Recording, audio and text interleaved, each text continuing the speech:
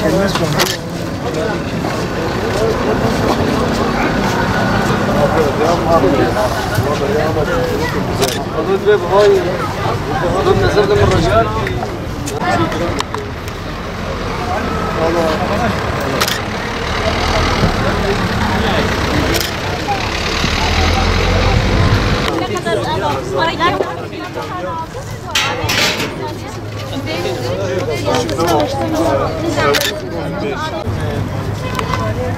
İşte o şnafı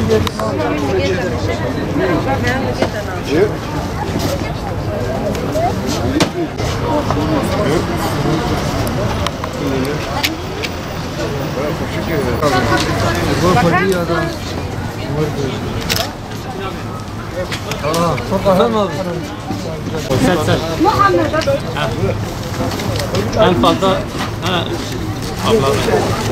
Kızıltepe Umut Kervanı olarak fakir ve muhtaç ailelerin yararına kermes düzenlemiş bulunmaktayız.